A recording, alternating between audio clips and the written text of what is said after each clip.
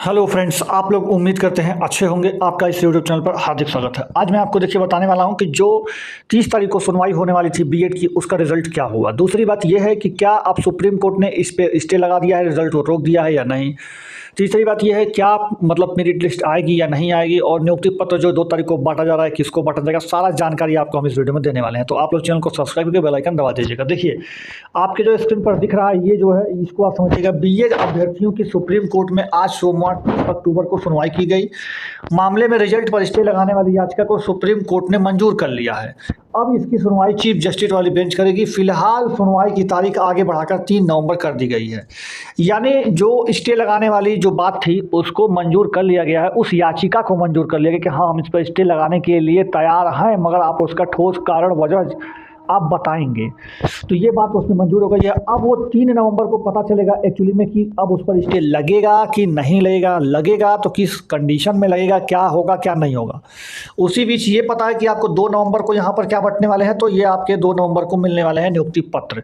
लेकिन आपको बता दें तो जो 2 नवंबर को नियुक्ति पत्र मिलेगा उस नियुक्ति पत्र को सिर्फ और सिर्फ प्रोविजनल नियुक्ति पत्र माना जाता है, क्योंकि उसमें आपके जिला का आवंटन नहीं होगा, प्रोविजनल होगा सिर्फ और सिर्फ। और अगर वो कोई नहीं भी लिया है तो उसको अगले दिन उसके ही जिले में शिक्षा अधिकारी के द्वारा दिया जाएगा।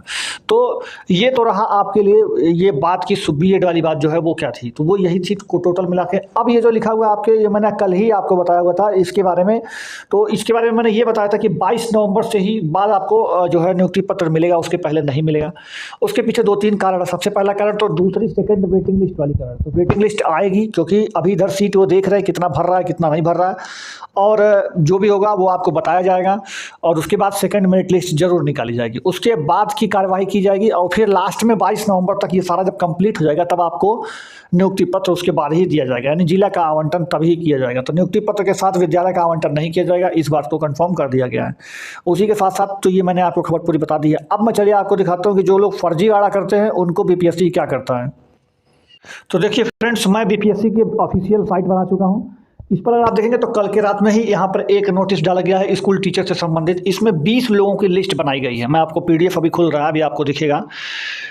ये रहा पीडीएफ खुल गया आपको। तो यहाँ पर देख सकते हैं बिहार लोक सेवा आयोग जो है इसके तहत में यहाँ पर 24 तारीख से लेकर 25 तारीख और 26 तारीख को आयोजित प्रतियोगिता में शामिल 20 उम्मीदवार आगामी परीक्षा के लिए रिस्ट्रिक्टेड कर दिया गया, मतलब उनको निलंबित कर दिया गया, एक तरह से उनको बैन कर दिया गया, रिस्ट्रिक्ट कर दिया गया कि अब वो आने वाली कोई भी प्रतियोगिता में परीक्षा में भाग नहीं ले पाएंगे। कब तक नहीं ले पाएंगे, तो 5 साल तक वो लोग नहीं ले पाएंगे। क्यों? क्योंकि उन्होंने इसमें धांधली किया है, इसमें गड़बड़ी किया है। क्या किया है तो देखिए, ये 24 तारीख को पेपर दिए थे, ये उनका रोल नंबर, ये रजिस्ट्रेशन नंबर, ये उनका नाम है, उनके पिताजी का नाम है, डेट ऑफ बर्थ नंबर क्या है, आधार कार्ड सत्यापन में असफल पाए गए हैं। यानी ये कोई और है, पेपर कोई और दिया है, वहाँ पे बायोमेट्रिक किसी और की लगी है, ये बायोमेट्रिक अपना नहीं करा पाए। तो इसलिए जो है इनको उसी तरह से करके अलग अलग कारणों की वजह से 20 लोग टोटल ऐसे हैं जो कि फर्जीवाड़ा के अंतर्गत रखते हुए 5 साल के लिए उनको बीपीएससी ने बैन कर दिया और उन पर कानूनी कार्रवाई भी कर रहा है। तो इसलिए आप लोग फर्जीवाड़ा में ना फंसे, ये बात मेरी सजेशन में। बाकी आगे का वीडियो आप लोग देख लीजिए, पूरा जानकारी मैं उसमें दिया हूँ। उसके बाद चलिए मैं आपको आगे का वीडियो बताता हूँ। अपने इस वीडियो पर हार्दिक स्वागत है। ये आप देख सकते हैं वायरल नोटिस है आपके सामने। मैं इसके बारे में बताऊंगा, उसके साथ ही मैं सारे नोटिसों के बारे में आपको बताने वाला हूं, तो बारी बारी आप उसको देख लीजिए। सबसे पहले तो ये कहना है कि आप लोग को जो मौका दिया गया है वो 4 नवंबर को 4 बजे तक आप लोग अपना जो भी मतलब अपना करना चाहते हैं डॉक्यूमेंट्स वेरिफिकेशन, काउंसलिंग वगैरह जो कुछ भी वो आप कर सकते हैं। और जो 2 तारीख को नियुक्ति पत्र नहीं मिलेगा उनको 3 तारीख को उनके ही ज़िला में डीईओ यानी डिस्ट्रिक्ट एजुकेशन ऑफिसर के द्वारा उनको, यानी बेसिक शिक्षा अधिकारी आप उसको सोच सकते हैं, तो उनके द्वारा आपको दिया जाएगा। ये आप देख सकते हैं नोटिस, ये रहा आपके सामने कि जो लोग इसमें मतलब कार्यक्रम में शामिल नहीं हो पाएंगे प्रवेश पत्र मतलब इसमें आपको क्या क्या लेके जाना है ये है। तो इसमें आपको एक प्रवेश पत्र आपका लेके जाना है, और उसके साथ साथ आपको अपना मतलब नियुक्ति पत्र जो दिया गया है आपको, उसके साथ साथ आपको आधार कार्ड की फ़ोटोकॉपी भी आपको ले जाना अनिवार्य है। तो ये सारी चीज़ें ले जानी है। बाकी आपको यहाँ पर देख सकते हैं कि ये जो आपको निर्णय लिया गया है कि काउंसलिंग 18 से हो रहा था, बट उसको जो था वो 31 तक बढ़ा दिया गया है। तो अब 31 तारीख के 7 बजे तक आप काउंसलिंग को करा सकते हैं, मतलब आप उपस्थित हो सकते हैं। 7 तारीख मतलब 31 तारीख को 7 बजे शाम तक अगर आप उपस्थित हो जाएंगे तो आपकी काउंसलिंग तुरंत करा के आपको तुरंत वहीं पर नियुक्ति पत्र दे करके वहीं से ट्रेनिंग पर भेज दिया जाएगा। अगर आप वहाँ तक नहीं आ पाते हैं, आप इतने तारीख तक, तो फिर आपका वो निरस्त मान के खाली सीट को दूसरे मेरिट लिस्ट में वो तब्दील कर देंगे। फिर आप यहाँ पर देख सकते हैं कि यहाँ पर 18 तारीख से जो चलने वाला था अपना ये नियोजित शिक्षक वाला जो है, तो शिक्षक का जो ट्रेनिंग था, प्रोग्राम चलने वाला था डाइट में, ये भोजपुर के जो डाइट है वहाँ से आई हुई है। तो ये सारा जो सब कुछ जो चल रहा था, तो ये 5 घंटे में स्पष्टीकरण उन्होंने मांगा हुआ है अपने उससे, मतलब अपने अधीनस्थ से। तो ये आप देख सकते हैं कि यहाँ पर जो है बहुत सारे विद्यार्थी जो है वहाँ पे अब अनुपस्थित हो गए, यहाँ पर जैसे अनुपस्थित पाए गए हैं।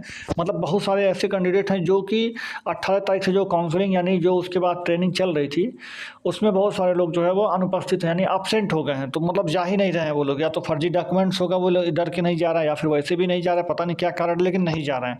उनका कुछ इस तरीके से लिस्ट भी निकाल दिया है। करीब करीब 200-300 लोग तो ऐसे होंगे जो कभी गए ही नहीं वहाँ पे। देखिए यहाँ पे 175, 189, इस तरह से पूरा बहुत सारा लंबा लिस्ट निकाला गया, जो कि मैंने आपको प्रमाण के रूप में सिर्फ एक पेज दिखाया आपको। ये सारे बच्चे ऐसे हैं, देखिए यहाँ पे 270, 280, 271, ये इतना जो है ये मतलब इनका मेरिट लिस्ट में है। ये सब बच्चे वहाँ पे नहीं जा रहे हैं मतलब उसमें ज्वाइनिंग के लिए या फिर ट्रेनिंग के लिए। तो इनको अब इनके साथ एक लास्ट मौका दिया गया है, अगर आना चाहें तो आ सकते हैं, और नहीं आएंगे तो फिर इनका जो है रिजेक्ट मान करके और दूसरे सीट में यानी सेकंड लिस्ट में इसको जोड़ दिया जाएगा। बाकी ये रहा कि अगर आप नहीं आ पाते हैं, मतलब ये आपको आना था, और अगर आप नहीं आ पाते हैं तो आपको 3 तारीख को दिया जाएगा, वो भी अपने जिला शिक्षा विभाग से ही, तो आपको वहाँ से मिल जाएगा ज्वाइनिंग लेटर, जो कि hello, welcome back to channel friends. आज मैं आपको बताऊंगा कि आप एंजल वन तरीके से एंजल वन ऐप को डाउनलोड करके उसको अर्न करके उसको रेफर करके अर्न कर सकते हैं, और एक रेफर पर आपको 750 रुपये भी मिल सकता है, 500 भी मिल सकता है, और 1000 भी मिल सकता है। तो आपको चलिए मैं बताता हूँ पूरा स्टेप कैसे फॉलो करना है, और आपको कैसे कैसे ऐप को डाउनलोड करना है, उसमें अपना खाता बनाना है, अकाउंट बनाना है, और अकाउंट बनने के बाद आप अर्न एंड रेफर ऑप्शन पर जा करके अर्निंग कर सकते हैं। मैं आपको अर्निंग का भी प्रूफ आपको दिखाऊंगा। तो चलिए मैं वीडियो को शुरुआत करता हूँ। मैंने अपने डिस्क्रिप्शन में आपको लिंक दिया है, देखिए ये डिस्क्रिप्शन में मैंने कुछ इस तरह से लिंक दिया, आप उस पर क्लिक करेंगे तो इस तरह से आपका ऐप डाउनलोड हो जाएगा। ऐप डाउनलोड होने के बाद आप खुलेगा कुछ इस तरीके से। नीचे जो है साइन अप वाले जो अकाउंट है उसमें आप क्लिक करेंगे, अपना मोबाइल नंबर डालिएगा। यहाँ पर नीचे रेफरल कोड में मेरा रेफरल कोड जो आपको स्क्रीन पर दिख रहा है ये आप ज़रूर डालिएगा, क्योंकि ये रेफरल कोड इस्तेमाल करेंगे तभी आपका कूपन होगा एक्टिव। फिर उसके बाद ये ग्रांट परमिशन करने के बाद आगे बढ़ जाइएगा। फिर यहाँ पर आपका मोबाइल नंबर वेरीफाई करेगा थोड़ी देर में, फिर वेरीफाई होने के बाद आगे बढ़ जाइएगा। यहाँ पर अपना डिटेल, अपना नाम रखिएगा, और आप जो रेफरल कोड मेरा ये वाला है जो आपको स्क्रीन पर दिख रहा है ये वाला लिख करके आगे बढ़ जाइएगा। फिर आप कोई भी अपना जीमेल आईडी कोई भी चुन लीजिएगा जो आपको चाहिए, फिर यहाँ से यस करके आगे बढ़ा दीजिएगा। यहाँ पर क्लिक करके यस कर लीजिएगा, फिर आगे बढ़ाइएगा। फिर आपको ऊपर अपना पैन कार्ड नंबर लिखना है, फिर उसके बाद अपना नाम लिखना है, फिर आगे आपको सबमिट कर देना है। आपका नाम आ रहा होगा, आप उसको देख लीजिएगा, सही होगा तो आप यस करके सबमिट करके आगे बढ़ जाइएगा। तो आप जो है जब इस पर यस करके सबमिट करके आगे बढ़ेंगे तो आपको कुछ इस तरीके से खुल जाएगा। आप यहाँ पर नीचे क्लिक करके आगे बढ़ जाइएगा। फिर यहाँ पर अपना आधार कार्ड नंबर डालना है आपको। आधार कार्ड नंबर डालने के बाद यहाँ पे आपको ये कैप्चा कोड डालना है। उसके बाद आपको यहाँ पे जो है आगे बढ़ जाना है। फिर आपके आधार कार्ड नंबर पर जो है जो रजिस्टर्ड मोबाइल नंबर होगा वहाँ पर एक OTP जाएगा, उस OTP को आपको यहाँ पर फिल कर लेना है। जैसे देखिए OTP आ गया, अब इस OTP को हम लोग फिल कर दिए हैं। OTP फिल करने के बाद आपको यहाँ पर 6 डिजिट जो है यहाँ पर डिजी लॉकर का आपका पासवर्ड कर लेना है, डाल देना है। अगर नहीं पता हो तो फॉरगेट पासवर्ड कर लेना है। फिर यहाँ से आपको अलाउ करके आगे बढ़ जाना है। फिर यहाँ पे आपको डिजी लॉकर का आएगा, फिर ये आपको अप्रूव हो गया। फिर आप यहाँ पे अपना अकाउंट मतलब बैंक का अकाउंट भी आपको लिंक करना पड़ता है। तो यहाँ पे आपका एक भी पैसा नहीं लगता है, लेकिन सिर्फ आपको लिंक करना है। फिर आप बाद में इसको अनइंस्टॉल कर दीजिएगा ऐप को जब आप कमा लीजिएगा अपना पैसा। तो फिर यहाँ पर आपको अपना बैंक वगैरह चुन करके आपको आगे बढ़ जाना है कि कौन से बैंक में आपका खाता है। फिर यहाँ पे आप अपना अकाउंट नंबर वगैरह डाल दीजिएगा और अपना IFSC कोड डाल करके लिंक एक बैंक अकाउंट करके आप आगे बढ़ जाइएगा। फिर वहाँ से बाद आपको अपनी एक सेल्फ़ी यानी आपको अपने एक फ़ोटो खींचना है, सेल्फ़ी कुछ इस तरीके से। फिर आप सेल्फ़ी क्लिक करके आप उसको सिग्नेचर करने के लिए आएगा। यहाँ पे सिग्नेचर करने के लिए आप कुछ भी है जैसे स्क्रीन पर यहाँ पर ऐसे लिख दीजिएगा, तो वो स्क्रीन पर ही आप लिख करके अपना सिग्नेचर इस तरह से आप अपलोड भी कर सकते हैं और स्क्रीन पर वहीं पर लिख भी सकते हैं। तो या फिर आप अपने जहाँ भी आपका सिग्नेचर होगा वहाँ पर ले आकर के अपना अपलोड कर दीजिएगा, या फिर आप वहीं पे तुरंत सिग्नेचर करके आगे बढ़ जाइएगा। फिर उसके बाद यहाँ पर आपको जो है इस तरह से अपना कुछ एनुअल इनकम बताना होगा। आपका 0 रुपया तो 0 रुपया बता दीजिएगा। फिर यहाँ से आपका जो भी आप काम करते हो वो बता दीजिएगा। सेल्फ एम्प्लॉयड हो, स्टूडेंट हो तो स्टूडेंट लिखिएगा, जो भी होगा आपका वो लिखिएगा। उसके बाद आगे से नेक्स्ट कर दीजिएगा। फिर नेक्स्ट करने के बाद आप जो है आगे बढ़ जाएगा। फिर यहाँ पे अपना मेल चुन लीजिएगा, यहाँ पे अनमेरिड या मैरिड जो होंगे वो चुन लीजिएगा। फिर यहाँ पे आपका मंथली फंड चाहिए या फिर क्वार्टरली चाहिए तो ये भी आप चुन लीजिएगा। फिर उसके बाद आपका अकाउंट कुछ इस तरीके से फिर वहाँ पे लिखेगा आई कन्फर्म, वो पर क्लिक करिएगा आई कन्फर्म पे। फिर यहाँ पे नीचे आधार कार्ड नंबर लिख करके इसको वेरीफाई करना होगा। आधार कार्ड पे फिर से एक बार ओटीपी आएगा। ओटीपी सबमिट करने के बाद आपका अकाउंट खुल चुका होगा कुछ इस तरीके से। एप्लीकेशन आपके सामने होगा। आप इसमें जो है मैं आपको दिखा देता हूँ, मेरा पहले से अकाउंट बना हुआ है और अर्न एंड रेफर करके, जहाँ पे आप रेफर एंड अर्न करके अगर आप देखेंगे तो ये आपको खुल जाएगा। इस समय मेरे वाले में आपको देख सकते हैं। तो आप इसमें अगर आप शेयर करके लिखा हुआ है, इस पे शेयर करके अपने माता पिता भाई बहन दोस्त यार फ्रेंड्स आपके सर्कल में जितना भी पड़ा हुआ है, ये पैसा मैंने वहीं से कमाया है। इससे ज़्यादा मैंने यहाँ पर रिचार्ज वगैरह भी किया है और प्रोडक्ट वगैरह भी खरीदा है। ये सारा पैसा मैंने वहीं से किया है। आप भी इस तरह से अर्न कर सकते हैं। जैसे कि मैं आपको दिखा दूं तो देखिए यहाँ पर आपको, यहाँ पर देखिए मैंने 500 रुपया अर्न किया था। उसके बाद मैं आपको दिखा दूं तो 750 रुपया मैंने 3 बार अर्न किया है। यहाँ पर आप देख सकते हैं 750 ये मैंने वहीं से अर्न किया है। फिर मैं आपको दिखा दूं तो ये भी मैंने 750 करके 3 बार ये भी मैंने अर्न किया था। उसके बाद मैं दिखा दूं, ये देखिए जो लास्ट मैंने 26 तारीख को आपको दिखाया, ये 300 भी